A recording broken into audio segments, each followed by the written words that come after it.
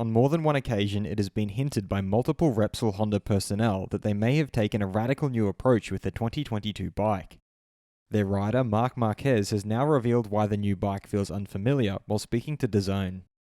I'm your host, Dillon Shelley, and first up on Moto World, Radical Honda no longer mine, says Marc Marquez. Marc began by confirming that the 2022 bike is very different. It's a new bike, I think the biggest change at Honda since I started in 2013. He then explained why these changes were necessary. This is also an effort for me, because they have made a radical change, because when there is a drought of results, there are radical changes. He confirmed that the new bikes feel unfamiliar. Now I don't find it, at the moment, as a mine bike. He signed off by explaining why. The bike we were riding was a little bit based on Danny Pedrosa, who is the one who rode that bike. It was a very small bike, and because I'm small, it was good for me. Now it's a bigger bike. Fast feed. Suzuki's Alex Rins has stated that overall he's satisfied. As for the engine, from the data it certainly has more power. With the aerodynamics, there are still some details to be perfected.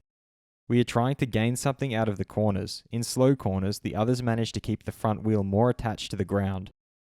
His teammate Joan Mir explained that the difficulty lies in finding the right balance between all the elements. One chassis is more stable under braking, but then in cornering it is not optimal, and one is the opposite. We will have to study the data to choose the best solution. Suzuki team manager Shinichi Sahara has affirmed that their front ride height system currently works only for the start. So, during the race or the run on track, that system doesn't work for us. We understand how to make the system, we also know the method to develop it, but we are not really thinking to use this system at least for this year. RNF Yamaha's Darren Binder has explained that it's difficult to know exactly where he stands among the MotoGP riders.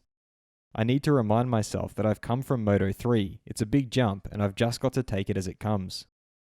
The Grand Prix Commission have announced that effective immediately, the result of a red-flagged race will now be taken from the last time the race leader crosses the finish line before the red flag is shown.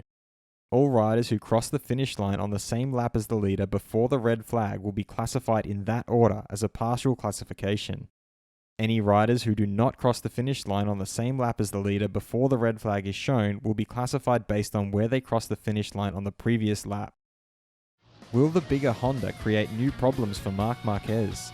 Head over to my community page to vote in the poll and let me know what you think in the comments. And if you liked this video, feel free to subscribe and check out my others for all the latest in the world of MotoGP.